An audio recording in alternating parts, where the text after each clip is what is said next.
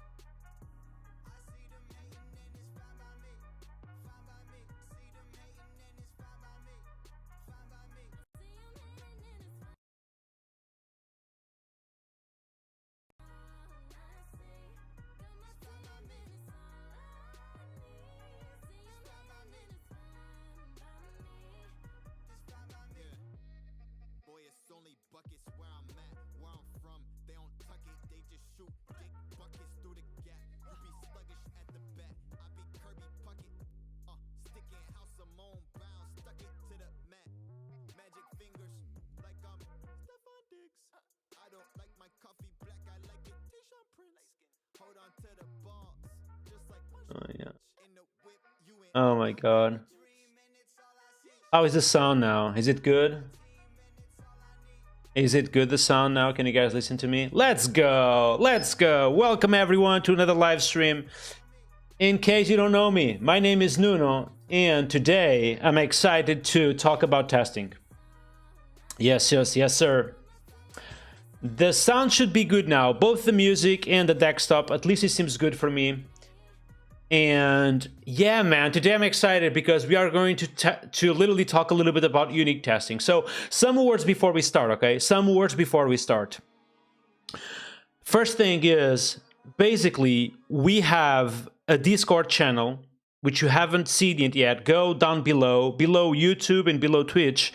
You should basically find, a small link with my Discord channel, and we have literally almost I would say 300, but I don't even know anymore, but 300 people that are literally over there on Discord. And yeah, man, on that Discord, we have been basically talking all day about web development, about testing, about Laravel, about PHP, about all the stuff we love. And thank you, Jonas, for literally just sharing the Discord. I'm gonna just literally copy paste that message and also send it to YouTube so everyone can see it.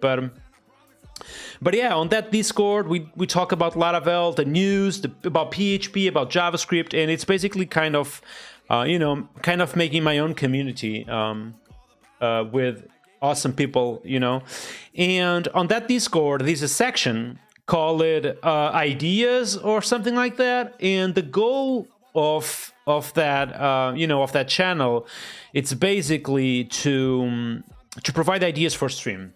And one of the ideas people, had on that Discord channel was talk about testing, because people basically are a little bit confused, about how exactly do you start with testing, or what things should I test to begin with. So I feel like today we are going to literally develop a full Laravel application, a job board. That's the way I was thinking. And we are going to do with TDD, so we can start testing everything from the beginning, We are going to test the entire application from, migrations, models, actions, controllers, views, everything, from the beginning to the end. Roberto is saying, I'm watching from Twitter, but let me switch for something more human. Dudes, I'm going to just say this step to you. The way I like to recommend this is that if you want to watch me live, go to Twitch. If you want to watch me as videos, go to regular YouTube. Twitch experience for live stream is like 10,000 times better, okay? So I recommend you to go to Twitch. By the way, just reading the chat here. Hello, everyone. Welcome to the stream. If you don't know me, my name is Nuno, PHP and Laravel developer. And if you watch me on YouTube, please give me a follow there. If you watch me on Twitch, also give me a follow there, because I'm literally live streaming every single day at 9 p.m. UTC. Also publishing videos on YouTube at 1 p.m. UTC. Today, you have a new video about the VS Code extension. And, if you want to financially support my work, you can do it through 3 ways, actually. The first one is go to YouTube members. You can literally join the club over there. Second one is through subscriptions on Twitch. So you can literally subscribe on Twitch to help support my channel financially. And all the money I get from this is literally reinvested on the stream. The third way, which I literally added 2 days ago, is if you're at a business, you can literally have your logo on my live streams if you want to. And that will have your logo pretty much almost every single day being showcased to, an average of 100 people, concurrent people online every single day, which is pretty cool. That being said, Drippin Castle, welcome to the stream, dude. Excited to see you. The idea of testing initially came from you, so I'm excited about this. Jonas, nice to see you again. Michael, nice to see you. Claudio, Mohamed, Patricio, João, Igor, Berenique, Roberto, Bobby, Austin, Jonas. Welcome everyone to the stream. Excited to see everyone here again to another live stream. And yeah, today I'm literally thinking about developing an application from the beginning, and literally just unit testing the entire thing. And I think it will be basically a job board. So, and I want to do it with TDD. So every single time I do something, I want that my test coverage goes to 100%. Okay? So that's something that I would like to give you as a feedback, is that you often hear from people that test coverage is something that is not that important. So I'm going to just tell you up front, test coverage is an important metric for your test suite and something that I always keep in mind when I'm developing my applications. So if you are starting a fresh new project, there is no excuses for not having 100% test coverage in general, okay? So, in general, you want to keep always your project with 100% code coverage and just keep that value until the end of the world, basically. So the first thing I want to ensure on this project, and today I'm going to not focus on, type coverage or focus on PHP Stan or focus on Reactor or Pint. Literally, I'm going to only focus on testing. That's the goal of the live stream, okay? So the first thing you have to do, literally, is ensure that you have a passing test suite. And on this project right here, we are seeing on this screen, this is literally a fresh Laravel application, So typically, because it's a fresh project, the first thing I want to ensure is that if I have, 100% of code coverage, I don't think I have even the plugin installed, so I may have to do that. So let's just type -- coverage and see the results. Oh, I have coverage enabled. I didn't even know this. So apparently we know 100% code coverage or testing coverage on controllers, but also on the app service provider. So the app service provider, as you may know, comes empty by default on Laravel. There is a bunch of things we can do here by default, and I have a video on YouTube about this.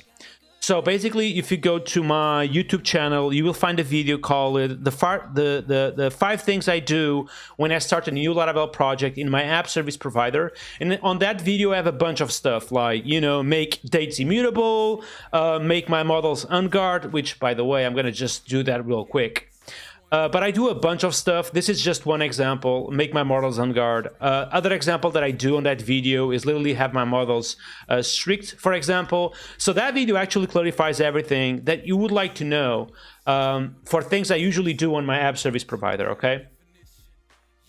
And yeah, today we are going to use Past PHP, as Roberto is saying. Past PHP, oh yeah, right there, Patch PHP, probably at the moment one of the most complete testing frameworks in the world, and we are going to use Past PHP for this. But I mean, undeniably, what we will learn today possibly can be applied with any language, with any testing framework, okay?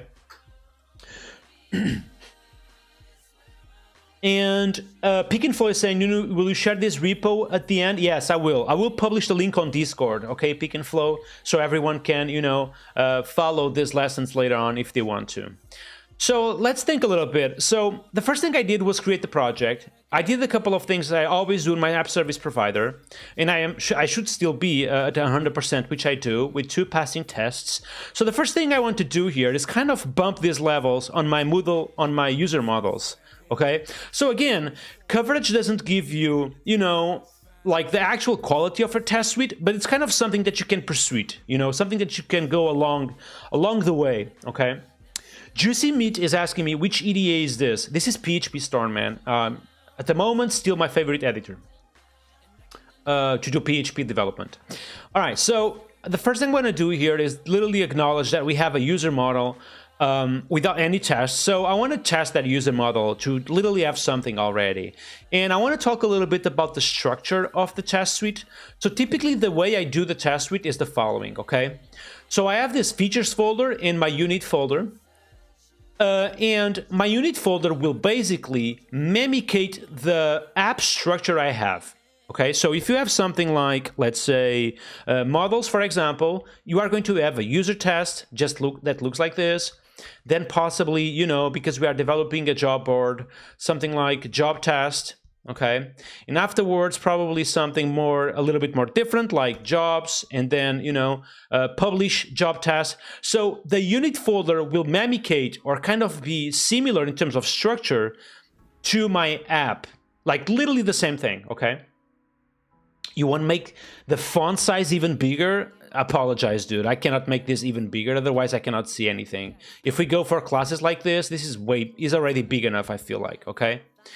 My streams are basically made to be watched on, you know, on desktop. So, you know, anyways, as I was saying, if I go back to my README, you want to keep like literally the app structure exactly on the unit level. Okay. When I go to features, it's literally like how users will interact with my application. And typically, not always, but typically, there is 2 entry points. The first one being HTTP. Okay, the second one being console.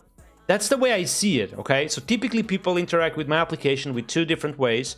The first one is HTTP, and the second one is console. By the way, if you have any questions about everything I just have said, put the questions on the chat, because I'm going to read those questions in like 3 minutes. Okay, so on the HTTP folder, you want to literally focus on HTTP verbs you are making. So here, because we're talking about a job board, the way I would see this potentially is having HTTP and then potentially having kind of the route this impacts. So potentially let's just say jobs.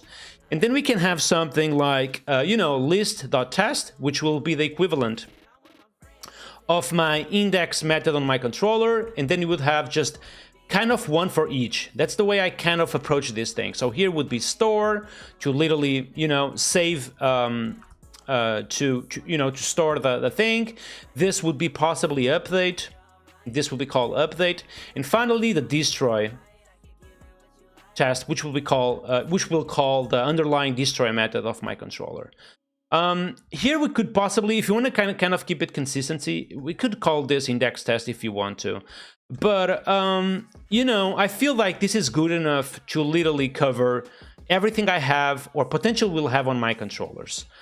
On my unit level, typically I don't have my controllers, so I wouldn't have something here like app, you know, HTTP controllers or job controller test, because I feel like that is already covered by the feature folder. You know what I mean? So just to clarify one thing, typically what I always do as well is, you guys know, I'm a big fan of actions, So, you know, if we have an action, call it, let's just say, create job test, for example, that would live at unit level. In here, I would have most of my tests for actions, okay? So the start test will basically be some sort of smoke testing to the controller. However, the create job test, most of the heavy test will be done right there, okay? So that's the way I'm thinking. Roberto is saying, folks, I'm working with JavaScript, and believe to me, past PHP is amazing. We are so lucky to in the PHP ecosystem.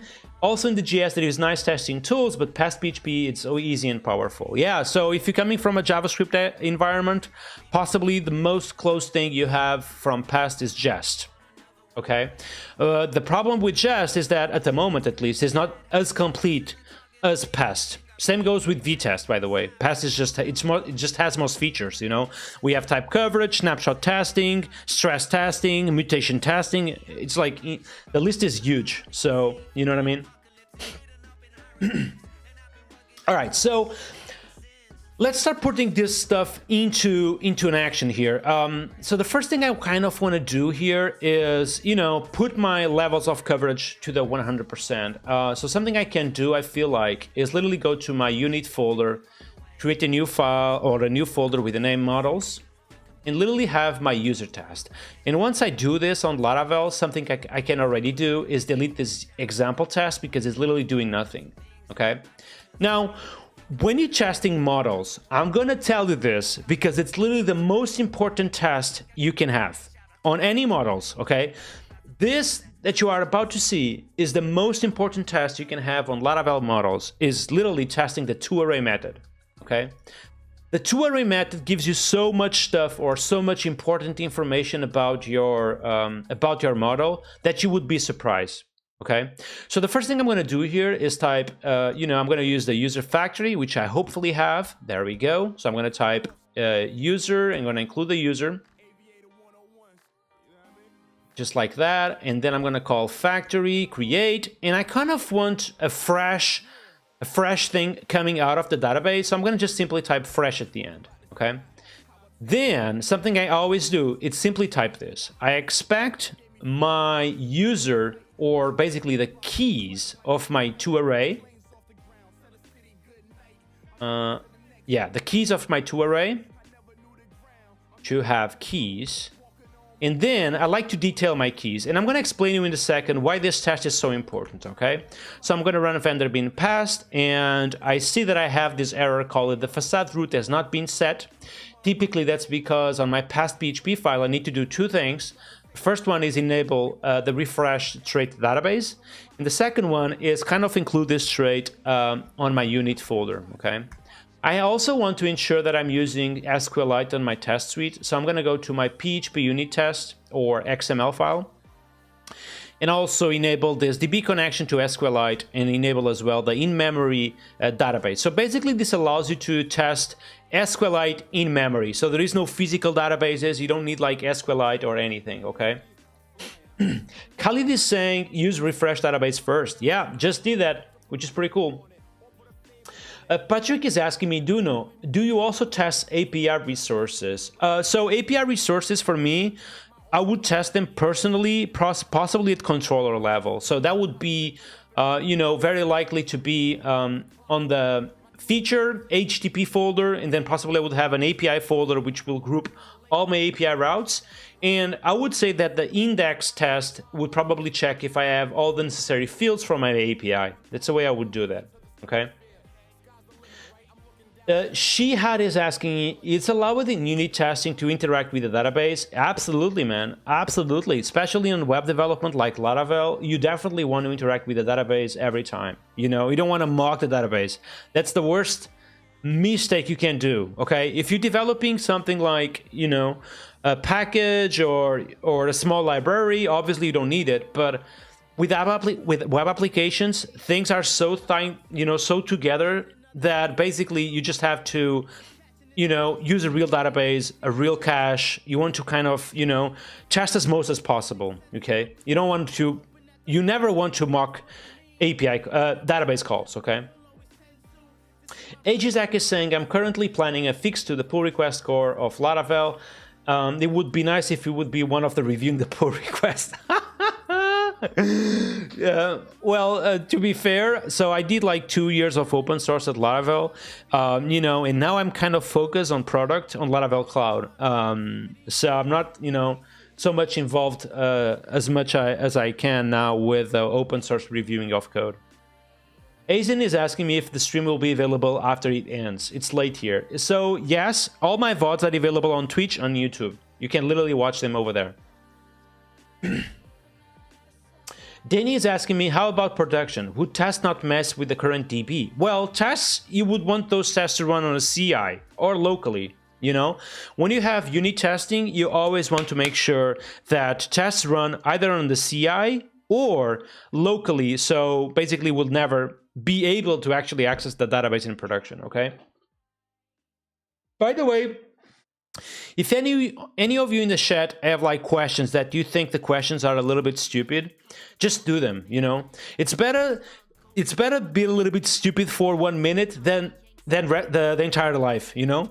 That's something that my family used to say, that it's just better to basically be a little bit, you know, not smart for 1 minute than not being smart for the rest of your life. So basically just if you have questions, just make them.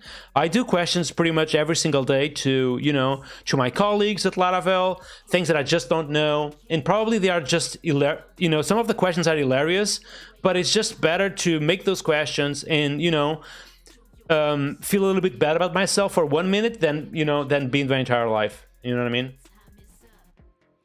Kali is asking me, why would you use SQLite in memory and not the real file? So basically, because in memory, first of all, there is no differences technically by doing it in memory. And if you have a file, you will end up actually with those files right there on storage. So if I were to run this with a real file, that will create a bunch of files here on my storage testing, and I kind of want to avoid that. So I can just run it in memory and be sure that at the end, the memory will just basically delete those databases automatically, okay? All right, let's move forward a little bit, but yeah, do not hesitate in interacting with me on chat, because it kind of makes me a little bit more motivated, okay? So that being said, I wanted to literally go to this user toArray method because it's one of the most important methods you want to test in your Laravel models. And the way you can do this is literally by creating a user, you know, getting that fresh user from the database. And here you will have a model at this point. So if I were to, you know, DD this variable right here, I will very likely to have a model at this point, which I do, as you can see, which have a bunch of attributes. And something I can do now is literally just expect that given model toArray to have the keys. And we know we can start with a bunch of keys like ID. I can already see a few of them. Let's just copy this right here. Just put it here. So what else we have? We have an ID, we have a name, we have an email, we have the email verified at, we have a password, and we have remember token. What else we have? Created at as well. So let's add those. And yeah, so when I fetch a model, which is, if you don't know Laravel, if you don't do Laravel, you can think of a model as a database row almost, okay? So if I transform my database row to a regular array in PHP, I expect that array to have the given keys. So if I run this with vendor bin passed, you will see that my test is failing, okay? So let's try to understand why my test is failing at the moment. And the first reason it's telling me is that it failed to assert that the given array, this one, that has the key password. Okay, so this is a good sign because it means that if I go to my user array, I literally have this password as a hidden field, okay? So what we can understand from this is that the toArray method in Laravel, especially when called on models, will always give you back everything that can be public in your application. And what are the things that can be public in my application? Well, the ID, the name, the email verified at, the password cannot definitely be public. Remember token cannot be public. Everything else, it's fine. So if I run vendor bin pass now, you see that my test suite is passing. So why this is so powerful? Well, there is many reasons why this is powerful. One of them is the fact that, let's for example go to my database, to my migrations and my create users database, okay? So I'm gonna go here and I'm going to basically create a new migration, just a dummy example, okay? Just right here, for example, I'm going to do a new migration. And I'm going to type the following. I'm going to go to the user table, for example, on this migration. And I'm going to add a new field. Let's call this field potentially something like stream, for example, okay? So if I do this, and I do this as a nullable, for example, you will see that my test suite will now fail, or it should fail at least. Let me check why it's not failing. Oh, I need to do a little bit different my test. I need to basically do this. So basically, previously we're checking if it has these keys, what I want to test exactly is that the keys are exactly the ones I want. So I'm going to type, instead of to have keys, I'm going to say I expect the keys to be these ones, in exactly these ones, okay? On this sort, basically. So something I'm noticing here is that I just added a field, for example, call it stream, and that field is appearing at the end of my database row. So allow me to basically understand that I just forgot, for example, to go here and put what exactly I want this column, okay? So this is just one example of how powerful, the toArray method can be. It can give you exactly the order of columns you should have in your database, which is very powerful. The second thing this toArray allows you to do is that if you were to add something to this user model, and that something should be, hidden, let's, for example, assume something like the name, you can literally add it to the hidden array. And basically now, this will basically tell me, oh, the array, the name used to be public, but it's not public anymore. So if I go to my user test, I acknowledge that, yeah, actually I don't want the name to be public, so I'm going to just remove it. So I feel like this test is so powerful. Zeno is asking me, can we use test methods like expect only for testing or also anywhere in PHP? Well, it's a great question. The expect is typically only be used on testing only. So you would use the expect function only within this test closure, okay? So basically the expect is only for test closures. Jana is asking me, hi Nuno, I'm also currently working on a feature test for a Laravel application here, but all my tests seems to be failing and I have debugging since yesterday. I don't know if you could help here. Something I could recommend you. So the tests are failing because they are literally wrong at the moment. What typically can happen in some applications is that because people, they start developing and they forget tests, basically then we'll end up with a scenario where all your tests are outdated. So we have two options.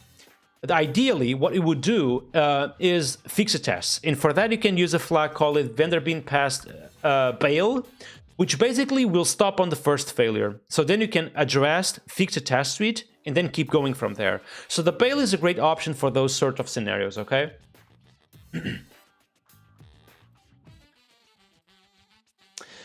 Clement is asking, what is the difference between feature and unit tests? So I was talking about that at the beginning of the stream.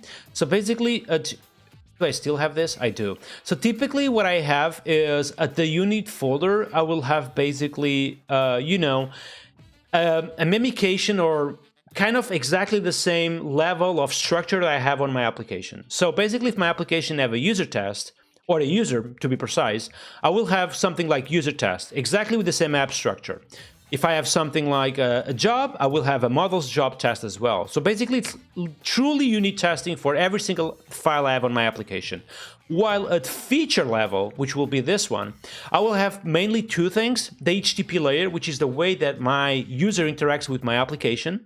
So typically, if I want to create a job, I would have, HTTP, jobs, and then the store test, which will effectively store my job. That's typically what I do this.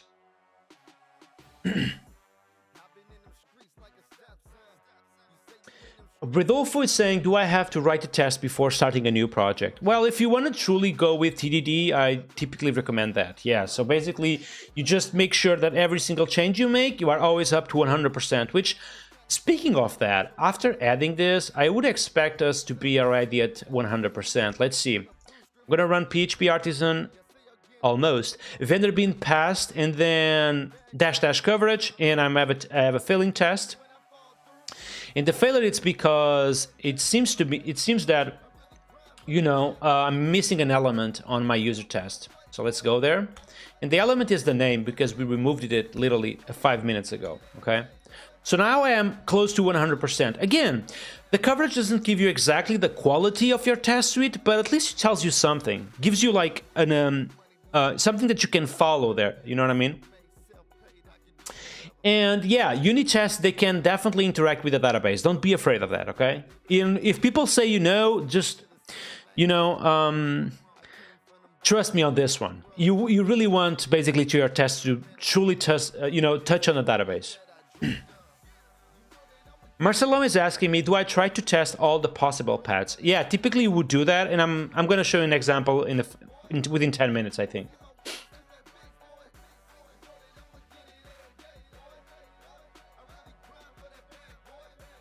All right, so someone is asking if I should start with feature or your unit tests.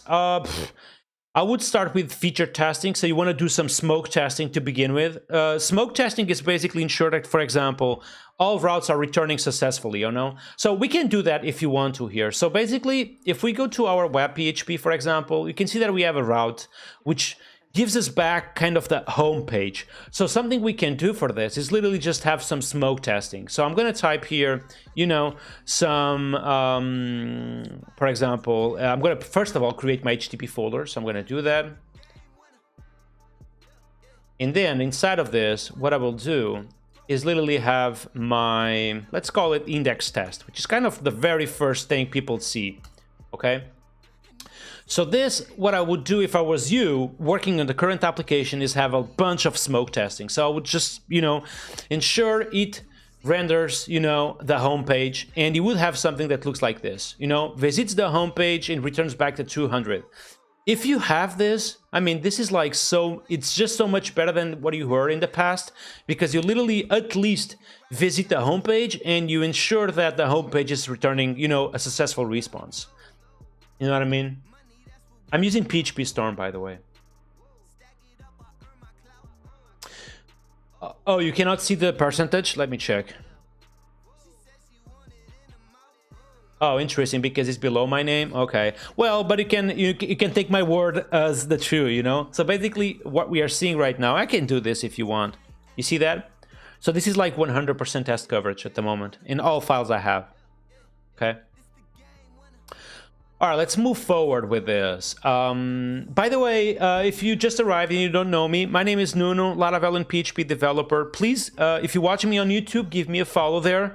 I'm trying to publish videos every single day at 1 p.m. on my YouTube channel. You can also become a YouTube member if you want to and access those videos a little bit earlier than publicly. If you're watching me on Twitch, give me a follow there. You can also subscribe my work, and all the money I get from Twitch will be basically, you know, reinvested on the stream. If you know a company that would like to sponsor me, I'm also open for that, and you can find more about that on nunomaduro.com. Finally, what else I wanted to say? Yeah, today's stream is about unit testing, and we want to make sure that everyone is aware about how they can start with, you know, unit testing on their applications.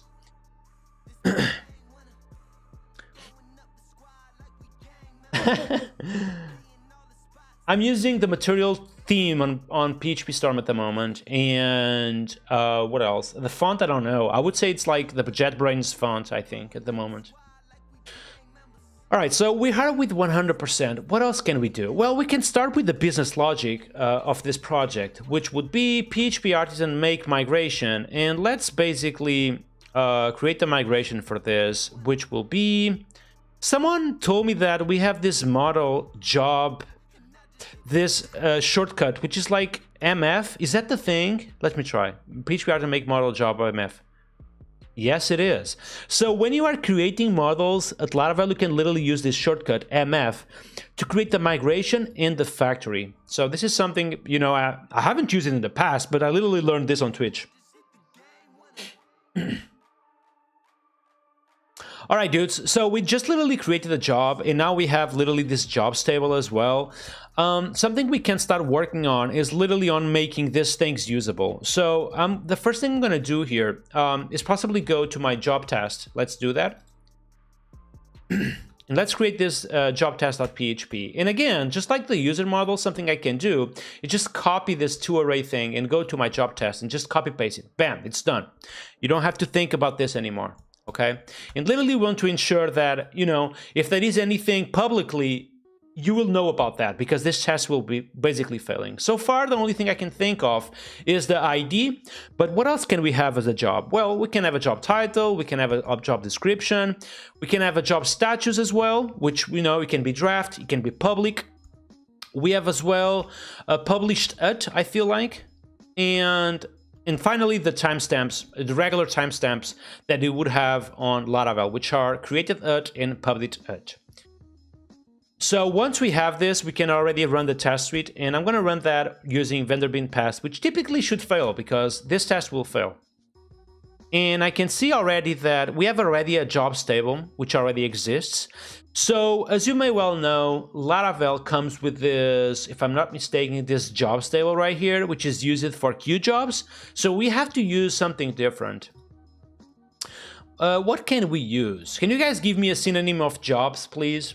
So we can use that instead. And meanwhile, I'm going to read the chat. Steno is saying 100% type coverage. Yeah, typically that's what I do. Today I'm going to focus only on, on unit testing only, so people can follow a little bit. Coder is saying there is already a jobs table. There is a job table, yeah. So I need a synonym for jobs. I'm waiting for a recommendation from your side.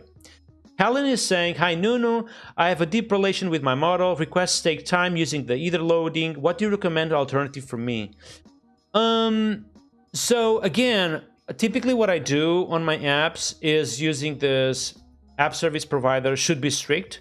So typically this will basically prevent lazy loading, which is something that typically fixes the thing you're talking about, you know?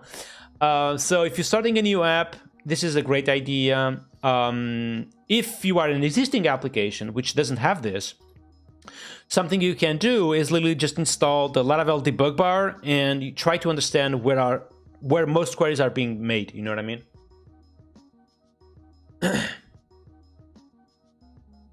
Oh my god, positions, tasks, workers?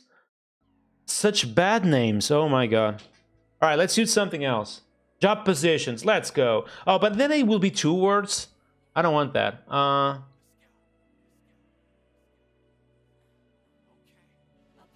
Employments. You guys want to use employments? What do you guys think about that? Danny, thank you so much for your gifted 5 subs to viewers. I really appreciate your support. And by the way, everyone watching the stream, if you are learning anything, just, consider supporting my work. Basically, all the money I get from this will be reinvested on the stream.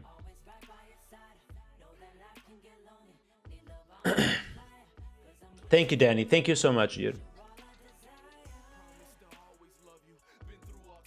Yeah, let's use careers. Offers is good. Let's use the offers. All right, let's use offers. Okay, let's use offers for now. So I'm gonna just rename this stuff. Actually, I'm gonna just remove all of them, I feel like, and just just type PHP artisan make model again. So I'm gonna go into my job test, not this one. I'm gonna go to my resources. Nope, not this one. Where do I want to go? I need to think a little bit. There we go. I want to go to factories and remove this one as well. And finally, I want to go as well to models and remove the job thing. All right, which one we decided to go with? Oh, and remove the jobs table. Oh, it's done. That's done.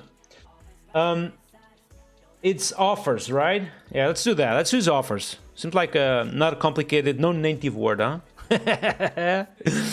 All right, so let's type PHP artisan make model offer, okay? And let's update our test, which now should be, if I'm not mistaken, offer test. Bam, done. This now should be called an offer as well.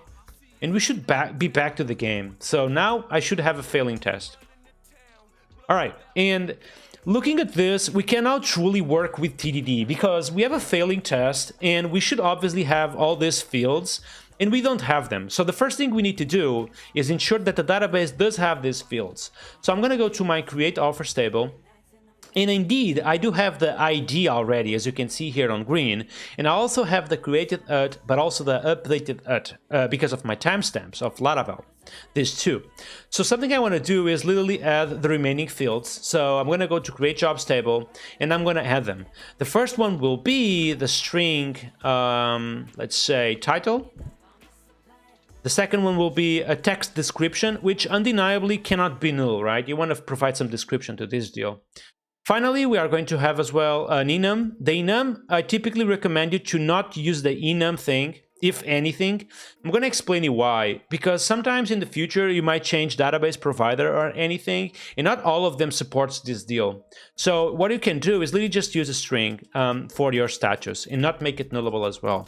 So we have a title, description, status. We have a published which we can use as a timestamp, just like that. And that published can be null effectively because your job offer may not actually be published. Okay. So that should actually make my test suite pass, which is not passing yet. We are going to understand why real quick. So it's telling me that the offer's title cannot be null. So again, we just move with TDD, with the flow, and we need to go to my offer factory to literally update my factory right here. So we obviously, we have a title, which will be faker sentence. We have as well a description, which will be a faker paragraph. In status, which will be a random element of an enum that we need to create. And by the way, I have seen that in previous live streams. Some people are confused, like, how the hell I just did this and everything is just auto completion, like super cool. So this is called GitHub Copilot. And if you are a developer and you are not using this stuff already, you are missing out. I can promise you that this stuff will boost your productivity by 20%, 30% even, okay? Because it's just a way better completion that we had in the past, okay? I mean, I'm going to ask this. I think I know the answer, but if you use GitHub Copilot or an LLM in your IDE, just say yes on the chat. If you don't use any of this good auto completion yet, like GitHub Copilots, just say no. I'm just curious to see, what people are using on the chat these days. Oh my God. All right. Pick and Flow. Yes. Yes. Edison. Yes, as well. Yes. Yes. Yes. Yes. Oh, Jonas is saying no. I'm curious about that, Jonas. So why would you not use this these days, by the way? It's just because you haven't tried it already? Moro is saying PHP Storm AI auto completion. So I don't think I'm using that. I think I'm using GitHub Copilot at the moment. So we have a couple of no's. Patrick, AZ Jack as well. A couple of people are saying no. I would really recommend you to literally install this in your editor because it will change your life, dude. I can tell you there is a few things on PHP that I just forget how do I do them because literally just these auto completions are just so powerful. Oh my God, we are streaming for 44 minutes already. This stream will fly. Oh my God, I think I'm gonna keep going slow and then we keep working on this tomorrow, like literally just keep going on this this teachings about unique testing. Otherwise, I don't want to, rush things. So let's go slowly here. Michael is saying, never use it when I'm learning a new stuff. Okay. Kali is saying, GitHub Copilot is time saver. Yes, it is, dude. Yes, it is.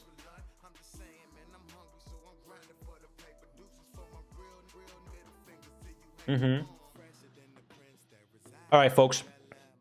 So when you are writing a factory, every time you have to deal with enums, I don't know, I mean, everyone knows what an enum is. It's basically a list of statuses, let's say. But every time you're working with enums, you kind of want to make them already from the get-go.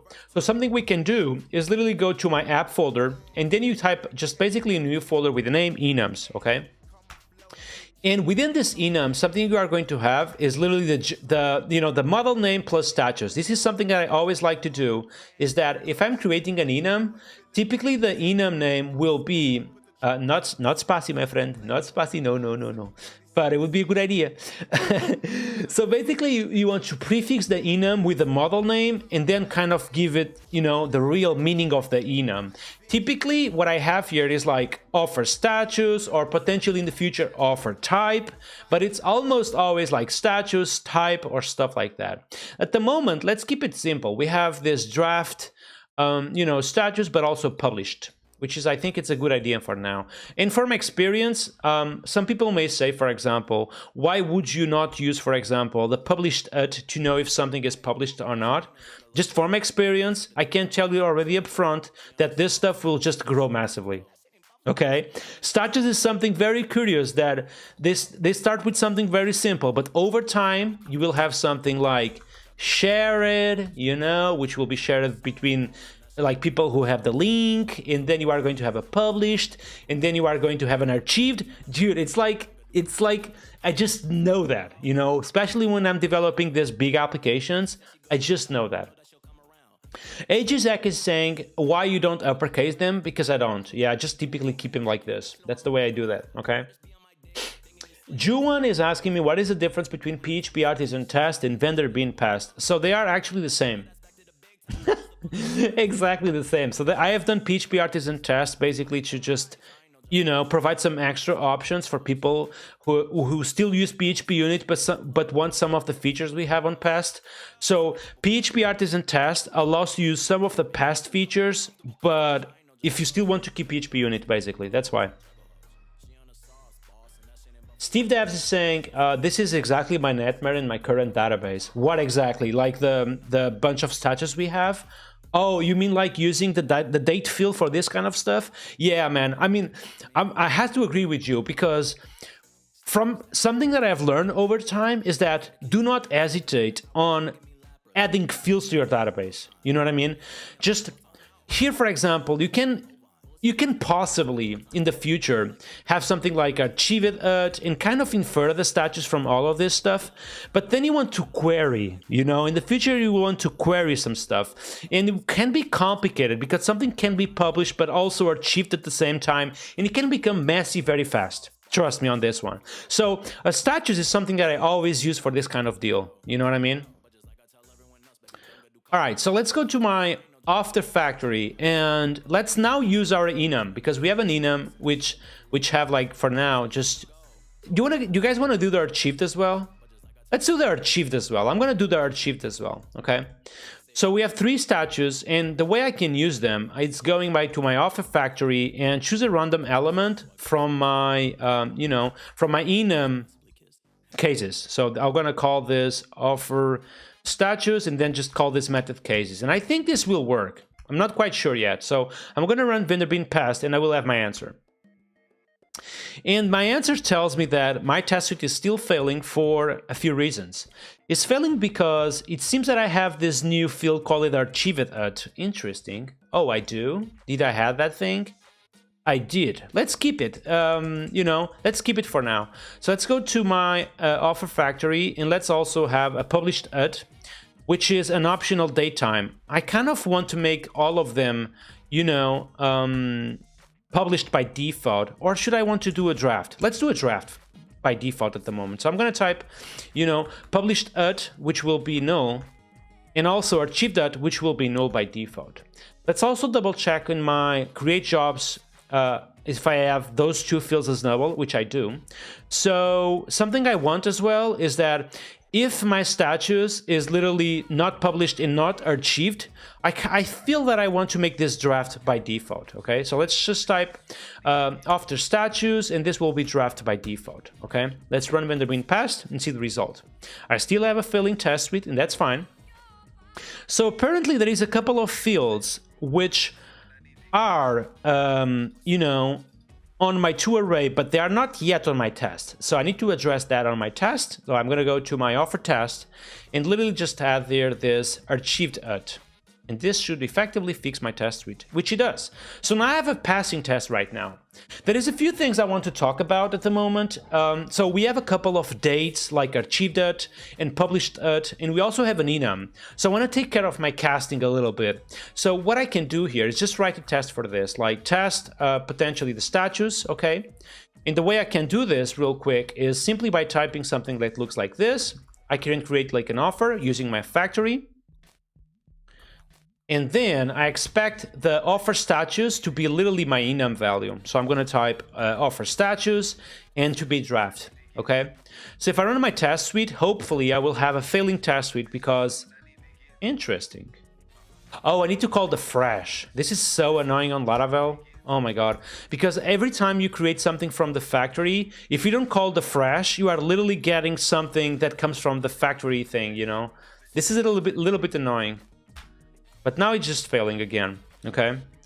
So it's saying to me that the draft as string is not identical to the enum, so which tells me that I'm missing a cast. So I can go to my offer model and literally just type here public function casts and returning a couple of things. I definitely want to return the dates, that's for sure, but I also want to return the enums. So I can just type status equals to my kind of forget how this is. I think it's offer status class. Let's try this one for now. This should be working, but I'm not sure yet. Let's see. And it's working. So now we have literally, you know, casting on my statues, which is quite cool.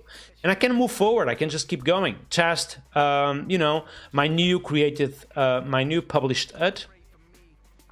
So I expect this stuff to be a date as well. So I'm going to type, you know, again, offer created UT, but this time with a published. I get the fresh one, and I expect potentially that my published UT to be an instance of Carbon. So this is something that I do as well, which undeniably could be cool to have something on pass to this. Do I have to be date? This could be a good contribution to past PHP, my friends. All right, we can do something that to be an instance of Carbon, basically, okay? And undeniably, I can do this for both the published UT and archived UT as well. I'm gonna just import this on top, just right there. And do the same just below. Okay. And this is the way you typically would move with TDD, okay? Like little, just write a test, have a test with failing, you know, and then you do your move, okay? So we have literally two tests failing. The first one is the published UT. The second one is literally the archived UT. So I can fix this by going to my model and literally just enable these two castings. And some of you may ask, I am not testing too much. Well, I can tell you from experience that it's easy to forget a cast, you know? It's a little bit easy to forget a cast. So you really want to make sure that your casts are literally working as expected, okay? Well, now I have a failing test, which is kind of surprising. Oh, I think I can do this. There we go. And the Carbon date I want is the one from Illuminate. So I'm going to type Illuminate support and then Carbon as well. And now I have a passing test suite. All right, so we have a couple of things which are, you know, the statues, the published dates as well being cast correctly. There is a few things we need to take care of, which is, you know, sometimes we are creating a draft which remains as a draft, but then we have a published date, which is confusing. So something you can do to improve this stuff is literally go to your offer factory. I'm going to read the chat in a second, okay? You can go to an offer factory, and instead of literally providing the values like this, you can abstract this a little bit in your offer factory by doing something that looks like this. Public function, you can create this published state, okay? This public state will return static, basically, you know, your own instance. And then, you know, if there is something published, you can literally just provide the now thing, okay? And then just below, you can do the same for the archived, which typically will return back the status archived, but also with our archived UT, okay? What else can we do here? Yeah, and now you can improve your test again by simply, instead of doing offer factory, you can just provide this with the published thing and the fresh, which is quite handy. So your test suite will grow, and you will end up, you know, using a bunch of published offers, archived offers. So you really want to make sure that you get this thing from the get-go to literally, you know, have a clean test suite in the future. Let's take a little bit of time to read the chat here. Oh my God, you guys are just so awesome. I literally love when people are just interacting with the chat all day. Oh my God, I just saw this comment. Zeno is saying, maybe make a little bit longer the streams in the future. Dude, coming to stream, like sometimes I'm like super energized, like yesterday I was, for example. But, you know, especially days like today, it's a little bit difficult to come to do streams because I'm so tired from today, basically. But, you know, I'm going to do my best today to do 1 hour and a half. But I cannot promise you that. What do we have here? Johnny is saying, yes, tested, but I feel a little bit annoying. Stone is saying, you will be a Laracon EU speaker next year? No, I will speak at Laracon India next year, but I won't speak at Laracon EU this year, no. I'm not sure if I will go to Laracon EU. I will probably go because we are actually thinking about just, you know, grab a bunch of Laravel Cloud folks and go a little bit earlier to work together, but I'm definitely not speaking at Laracon EU. It's too much. I need to take a break. Oh, Morales is saying that you have statuses 0, 1, 2, 3. That's a nightmare, man. That's a nightmare. Chugging Coffee, Nuno and crew, how is going tonight, people? I'm doing fantastic. Thanks for asking. If for people who don't know me, my name is Nuno, Laravel and PHP developer. Give me a follow on YouTube, on Twitch, because I'm literally doing stuff every single day, video streams every single day. And, if you want to financially support my work, feel free to give me a subscribe on Twitch, because that would, you're basically reinvesting the money on the stream. And yeah, today we're speaking about unit testing, which is a topic that I love to speak about. I just love to speak about testing in general. It's my favorite topic ever.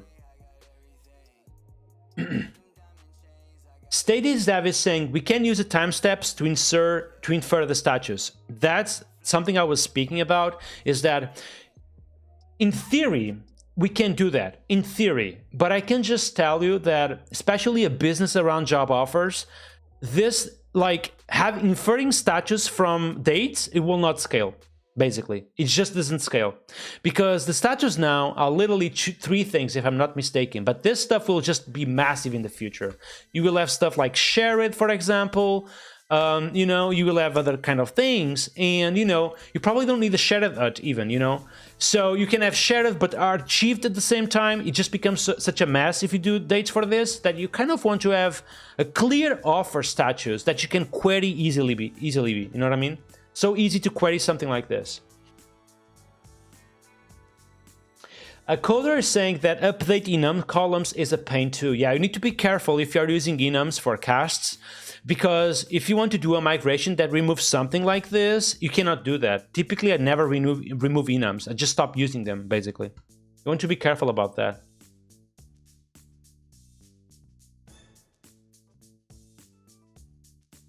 Jacob is saying, why do not use spaCy tags to handle status? I want to be clear about this. spaCy packages are amazing, and I use a few of them. For example, the query builder for stuff like search is amazing. They have amazing packages. Something I would advise you, though, is you don't want to include packages for small stuff. Like stuff you can easily do with 3-4 lines.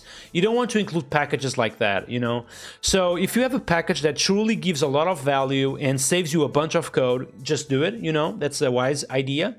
But sometimes you want to avoid packages once you actually need them, you know what I mean? Because for now, I'm just creating a regular enum and a regular table for my job offers. I don't feel I need a package at the moment, Mari Costa is saying, do you like the idea of use Windsurf to make Laravel projects to be more fast in development? I don't know what is Windsurf. If Windsurf is basically some of those AI generators, my gut feeling is that AI generators of projects, none of them works correctly. All of them suck, in other words, I've been using a few, I will not tell you names, but I have tried a few of project generators, and all of them, I feel all of them suck, basically. All the projects that have been generated, they don't make me faster. Sometimes they are just confusing. They are buggy as hell. So yeah, I don't use them. I don't know what Windsurf is, though. It might be good, though. I don't know.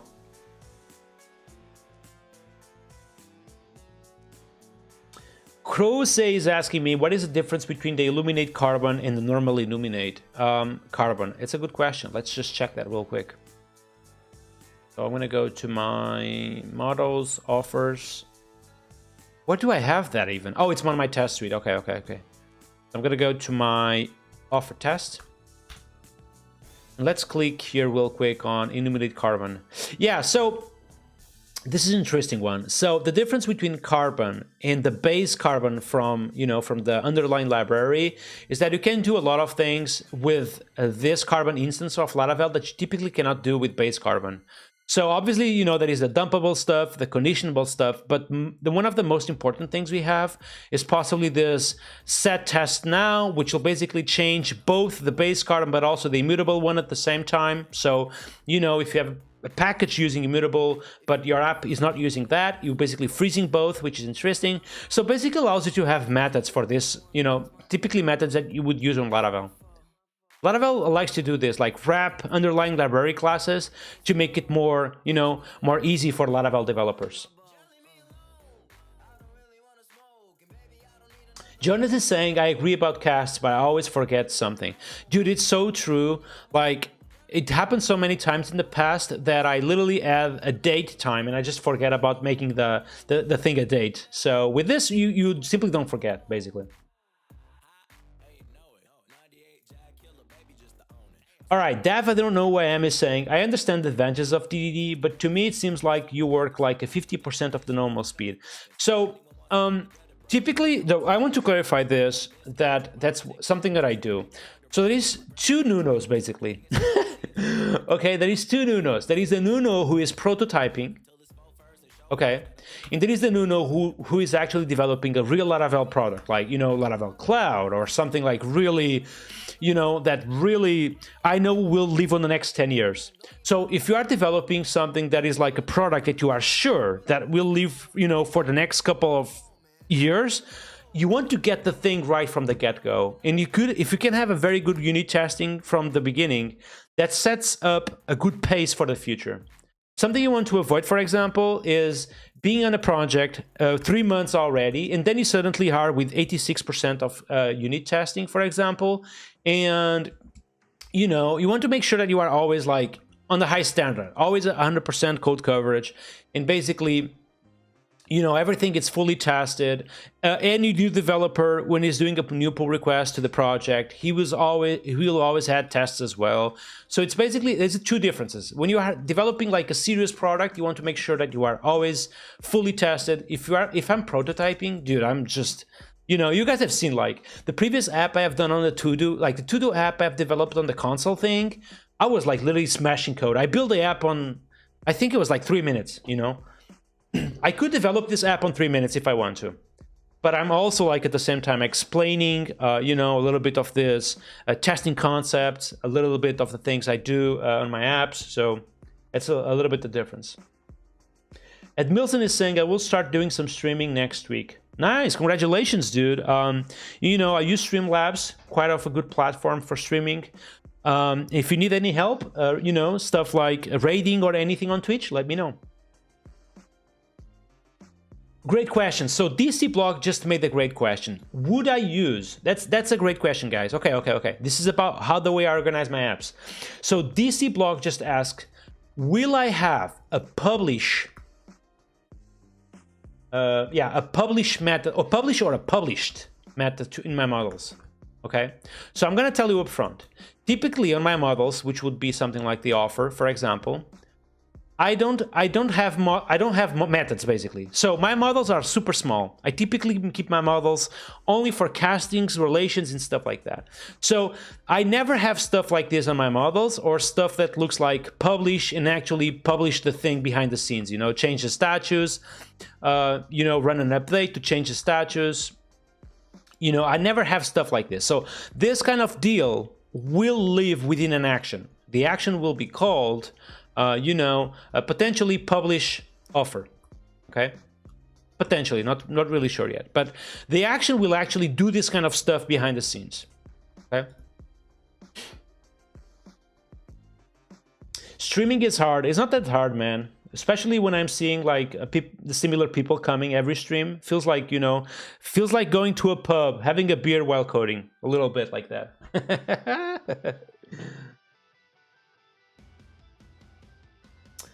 Carl is asking me if it's possible to combine the framework with WordPress. I have no idea, man. I have never used WordPress, so I have no idea. Carlos is asking me, why do you use Fresh? So that's kind of an interesting one. So on Laravel, if I go to my offer test, I think this is the one, yeah. On Laravel, if you don't use the Fresh, you are literally, I can show you this, dude. I can show you. I'm gonna go to my offer factory, and I'm gonna move, let's say, I'm going to move the description on top, for example, okay? So now this test will actually fail. The reason it's because, literally, it just, you know, uses a different order of fields, like it's not the one that's coming from the database, you know what I mean? So you want to kind of have a fresh instance that just got fetched out of the database, just like your app will have. So this is the way that your application will do stuff, which is basically fetch new database rows from the database. This is exactly what the Fresh does. A fresh instance just made out of the database, which is a little bit different from the create. Dripping Castle is saying, thank you for making Laravel awesome. Thank you so much, Jude. I have to leave now, but looking forward for tomorrow. See you tomorrow, Dripping Castle. Nice to see you, man.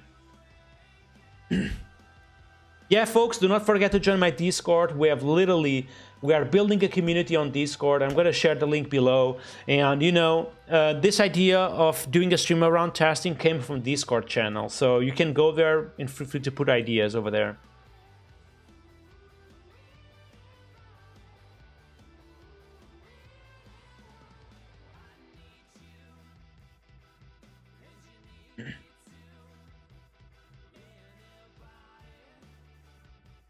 Pick and Flow is saying, I really like to using AI to discuss code and decisions, but if you let AI write code for you, you'll make bad decisions. Yeah, something you want to make sure is that use AI progressively in your project. Instead of asking AI to write your project, just ask AI to help you out when you are coding, you know what I mean? So potentially, if you are writing a test that looks like this, you would, you know, start from the beginning, actually it's already like publishing everything because you have some, you know, some ideas from this test already, but you want to actually just go progressively, line by line with the AI, so you also understand what you're doing at the moment, okay?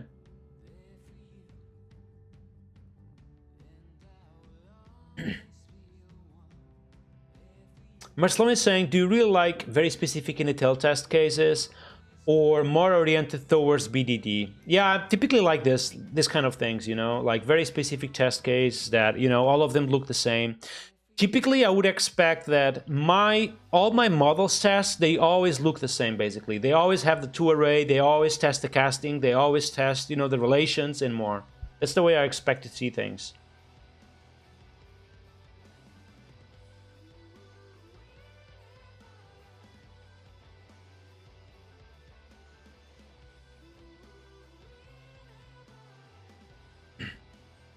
Lean is saying TDD is great when you have to complete a spec which you can work for. When you don't have that, spike and stabilize, the approach is fine too. Spending that time on tests increases the feature speed so much. Yeah, I agree, man. I feel like when you don't spend time writing unit tests, in general, you want to have a test suite that you feel confident, basically. That's kind of the general rule. So if you have a test suite which gives you confidence every time you do a change, that's a very good test suite. And then the test coverage doesn't matter anymore.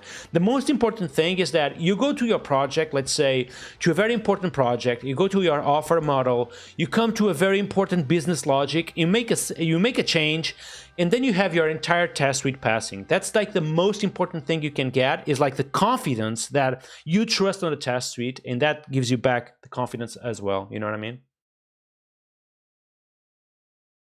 Ozzy is asking me if I have tried the concurrency and defer APIs. I haven't. Well, I have tried, but I haven't used them on real projects yet.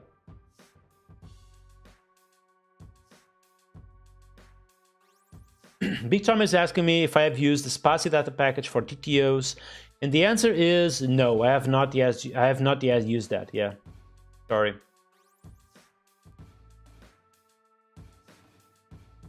Mo is asking me if I recommend a debug bar. Yes, I do. It's pretty cool to identify if a particular page is doing too much queries, for example. It's a very cool package. WordPress developers just like to watch the world burn. I don't think so. They also have a cool community. Okay, so. Zeno is asking me, what do I think about service classes? So, service classes is something we use at Laravel Cloud as well, and it's something I use personally. It's typically for stuff that you would have to interact with the outside world. So let's say we have a folder called services, and this services would be something like, let's say, like fetch job offers from a different API, for example, okay? So you probably would have, you know, something like a job providers folder. Within this job providers folder, you would have like probably the real implementation would be, let's say, LinkedIn, for example, job provider. This will be the real implementation of this service. But something you want to do, like every time you have like a real service, is develop the fake one next side to it. So here, for example, I would have a fake job provider, which would give you back the same implementation of the LinkedIn job provider, and you could use locally. Okay, so and then you could inject on the app service provider the fake job instance. So basically locally everything just works, and on production you would use the real implementation. So I can do a full stream about this because this is actually something we do on Laravel Cloud, and it's super interesting, by the way. What's up, Danny? Welcome to the chat, man. Nice to see you. Coder is asking me, do I use music while live streaming? Yes, I do. I use, I just love to listen to music while I am literally streaming. Let's put some hip-hop right here. There we go. Yeah, I love just listening music while I'm streaming. You know, it's just more cool. Marcelo is saying, hi, Nuno, I'm a big fan from Brazil. Is this line going to be available after watch it? Yeah, man. So every single live stream is available on both Twitch and YouTube. You can just go there and watch it.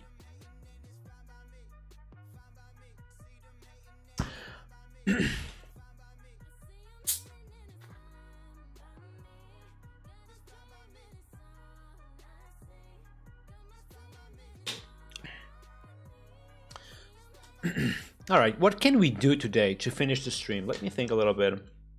So we have tested our model layer. We haven't had a relations yet. Let's do that real quick. So do we have a passing test suite? We do. Do we have 100% test coverage?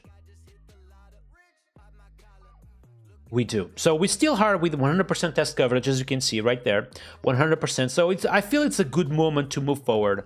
I'm happy with my test suite, so I can move forward a little bit. What else can we do? Well, we can already set up relations a little bit. So I would expect to be able to go to my test suite, unit folder, and then potentially from my user test, being able to fetch my job offers. So what I will do here is just type test. I'm going to actually type a little bit differently. It has, offers. And what I will do here is literally fetch my user factory with offers, 3 offers, and fetch fresh, and then expect to see 3 offers right there. Do I want to do this? I feel I want to do this. Let me think a little bit. Yeah, probably I want to do this. Let's do this for now. Okay. So if I run my test suite, hopefully it will fail, which it does. So it's telling me that I don't have an offers method. So I can go into my models unit model. So I can go here and just type public function offers. Oops. I need to go to my user model. Apologize about that. Let's go here and type public function offers. This will return back an has many relation. And the has many will return the has many offers that I have, which is literally, my relation with the offers table. This is probably will complain as well about my data because I literally don't have the user ID on those offers. So I'm expecting this to fail, by the way. So it's complaining because I don't have a user ID. Let's go. So we can now go to my, to my database migrations and then go to my offers table. And you can see like how useful testing is because you literally don't need a browser to see all of this stuff. You don't even need a UI for this. You can literally just start developing the business logic way before having a UI for all of this. You don't need to think about React. You don't need to think about Vue. You don't need to think about Livewire. You don't need to be stuck with JavaScript. And, you can literally just do everything from the console, just right there. So here what I will do is just type, the foreign key for the user ID. I'm going to run my test suite again, and it's still failing. To be fair, everything is failing at the moment. So let's use the bail flag. Someone on the chat was asking, like, what should they do if the entire test suite is failing? So something you can do is just type --bail, and this will basically fail on the first problem. And the problem I'm having is that I'm having this not null constraint failed on offers ID, and feels to me that this is related to my offer factory, which I need to fix it real quick because my offer factory effectively it's not yet like with a user ID.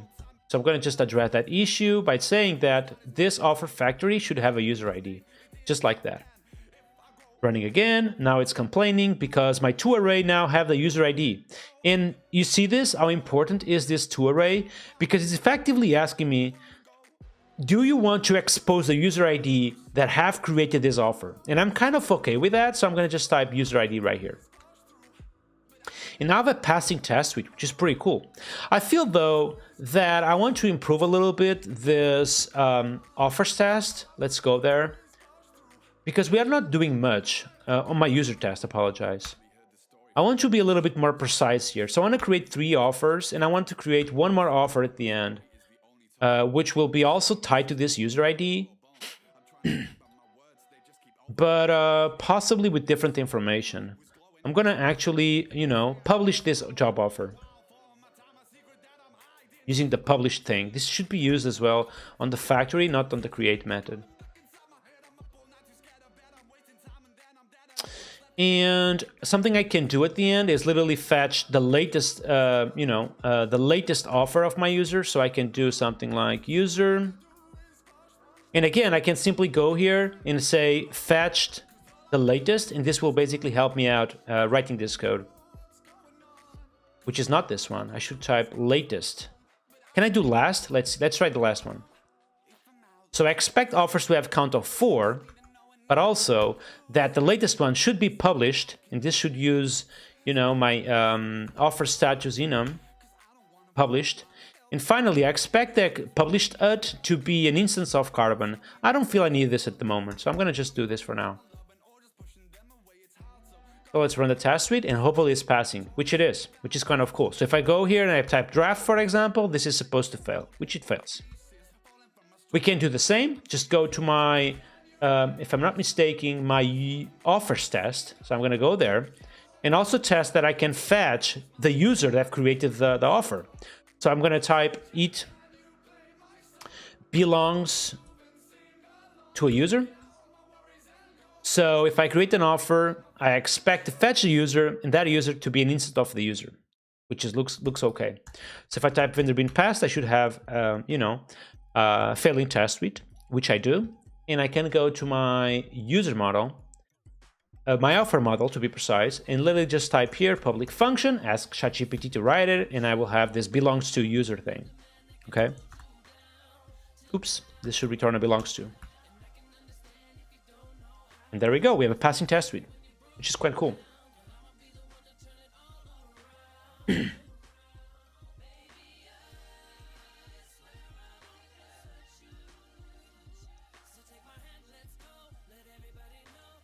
Azi is asking me if I'm using Spotify. No, I'm using literally the Streamlabs player, music player. Pick and Flow is saying you can join Discord and ask Nuno questions 24 hours a day. Well, you can put the questions there, but yeah, I will be there at least once per day answering questions. DC Blog is saying I would love a stream on services further. Yeah, we can probably, tomorrow we are going to keep going in working on this, talking a little bit more about testing. But potentially I can have this services layer to this particular application. Code is asking me if I prefer a fake class instead of mocking. So I rarely mock, by the way. I rarely mock, and I would advise you to avoid mocks as soon as, most as possible, okay? So the only way you would mock stuff is literally when your application touches the outside world, and typically, if not always, that happens through Laravel facades. So basically, you would do something like HTTP fake, and this basically should do this amount of requests this way with this amount of information. That typically happens through HTTP. Through regular facades in Laravel. But you should, almost never use mocks. Carl is asking me, how about front end? Do you have from scratch too, or do you prefer to use... You mean like testing front end? My answer for testing front end, it probably will be a little bit spicy. I feel like, at least from the projects I have worked on, if I'm working with Livewire, I probably would have some real testing on the Livewire components. If I'm using GS, like Vue, React, or Svelte more recently, what I probably would do is have some browser testing through Dusk, and Dusk will basically just do the most common actions. I wouldn't go too deep on it, just basic stuff. And I probably would also configure Sentry to report console errors, to Slack or something like that. Or to Century itself, which is quite cool.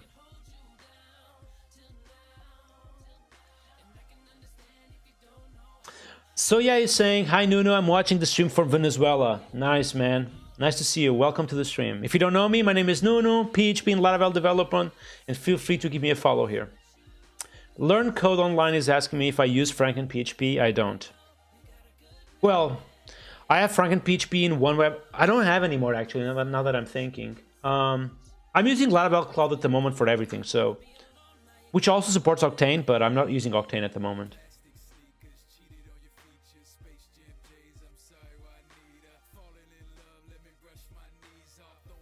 Jonas is asking if for the offer factory, do you need a fresh? Yeah, I need a fresh always. Always call the fresh method after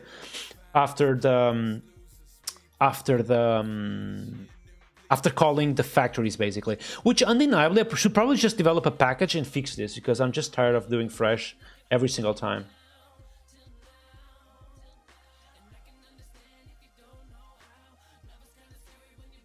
Under exception is saying video touring the past library and internals will be interesting. Yeah, probably.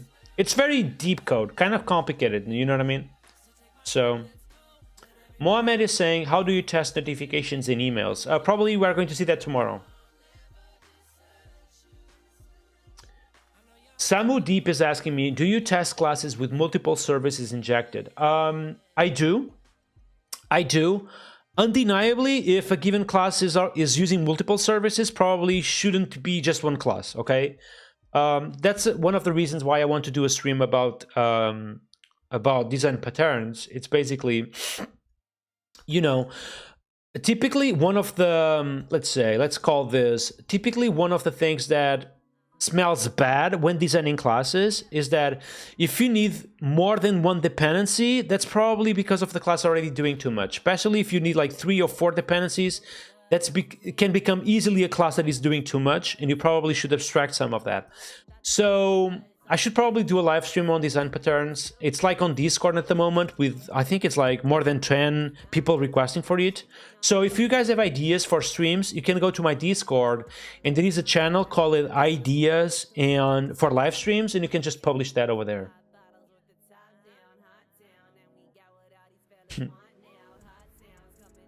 Penhawk is asking me if I can do architectural testing with past and use wildcards. I don't think you can use wildcards at the moment on past PHP. Is architectural testing, but yeah, it could be possibly a good contribution. So if you are up to it, you can do it.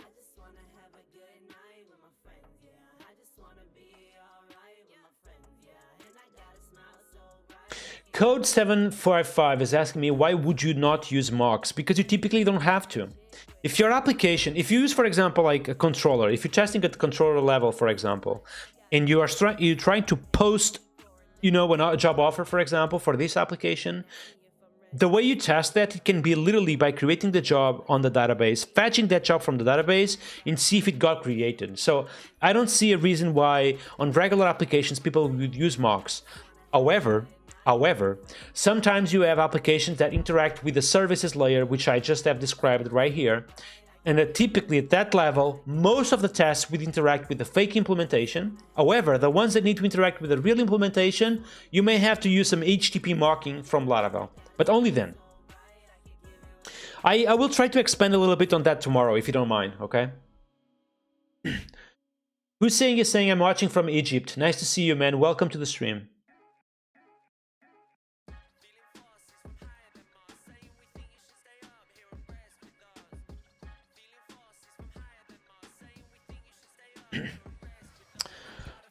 All right, folks, we have a passing test suite, which is cool. Tomorrow I want to keep working on this. I feel like tomorrow we are going to approach a couple of things. We are going to approach actions, so in how to actually effectively test actions, you know. So I'm gonna do a git keep here, and we are going to also talk about how can you test controllers, okay? And so basically we're going to expand a little bit on the missing tests on the unit folder and keep expanding a little bit on the missing tests on the feature folder. And I'm going to make sure we are going to use some examples like services, enums, you know, making this stuff exciting. So for those who are learning testing from the beginning, they can literally also understand, but at the same time, people who are currently already doing tests, they can also learn something new.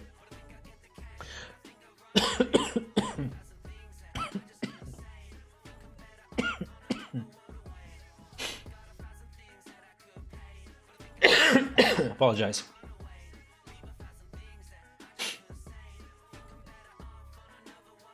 Mohamed is saying, do you never mock? I never mock, yeah. Big Tom is saying, this stream is absolutely fire. Thank you so much, dude. I really appreciate your words. All right, folks. Tomorrow we are going to focus a little bit more on this. I feel like this was a very good live stream. Talk about testing is something I always love. You know, I have knowledge about testing that never ends. And I feel like tomorrow we can, you know, keep the learnings regarding how to test your applications. And, you know, Pick and Flow just cheered with 100. Thank you so much, man. And thank you. He's saying, amazing stream. I learned it so much. Thank you, dude. I really appreciate you being around literally every single stream. And I hope, you know, this kind of testing learnings can, you know, make your test suite improve a little bit. And tomorrow we are going to see a little bit more about this. So, by the way, just for those who are new, my name is Nuno, a Laravel developer, PHP developer. You can go to my YouTube channel. I have YouTube videos every single day on my YouTube channel at 1 p.m. And, you know, Pablo89 just subscribed to the channel. Thank you so much, dude, for your support. I really appreciate it. So yeah, you can literally just watch YouTube videos every single day over there at 1 p.m. Live streams at 9 p.m. every single day on Twitch and YouTube. You can also subscribe me on Twitch if you want to financially support my work. That being said, we are 1 hour and 30 minutes in. That was a nice live stream. I had fun, and tomorrow we are going to keep working on this. Let's see who we are going to rate today. So if you don't know, if you're watching me on YouTube or X, basically every single day I like to rate someone, which is literally proxy all the viewers currently on Twitch to a different channel. So let's see who can we find today to rate. If you guys know anyone, just let me know, okay? I'm gonna search here on the software and game development, in-game development, to see if who can we rate. Would be cool to rate someone doing PHP or JavaScript, but I mean everyone is doing different stuff like game development and, you know, truly different things. Let me know if you can find someone doing stuff that we like to do.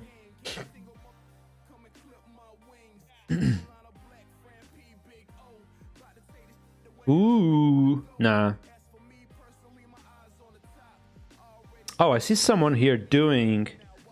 I think is this JavaScript? We may rate this person. Thank Goofball Guinness. Hey, nice to see you, man. I haven't seen you yet. Nice to see you.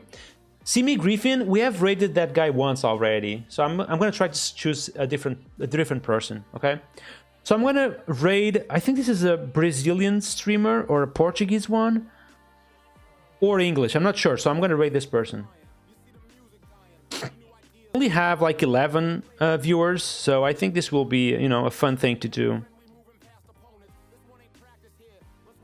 What I'm even doing? Wait a second. My Twitch app is like literally broken at the moment. There we go.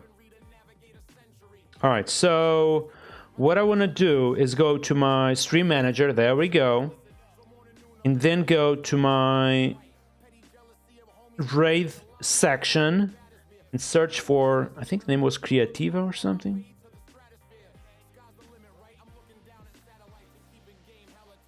Oh my god, I just lost the channel. Come on, man.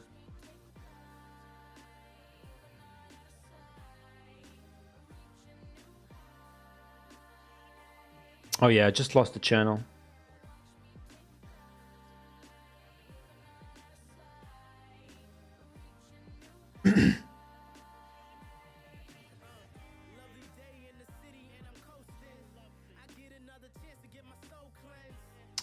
Creativaria, that's the name. Okay, let's go again. So stream manager. Search for Creativaria.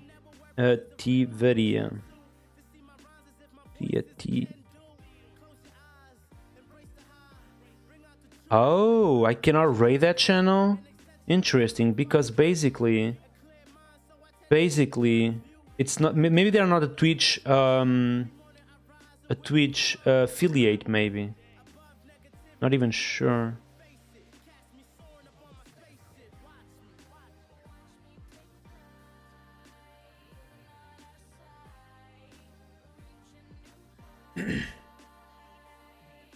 Yeah, that's Carlos Pino. That was the person I was thinking about raiding. Creativeria, but it's not appearing on my raid thing, you know what I mean? Let me try again. Creativeria. Oh, I got it. Yeah, let's raid this channel.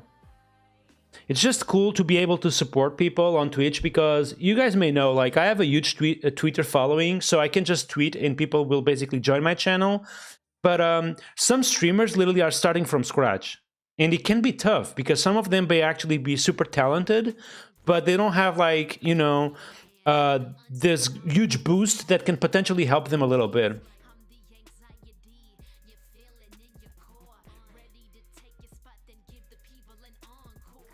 All right, so let's raid this channel.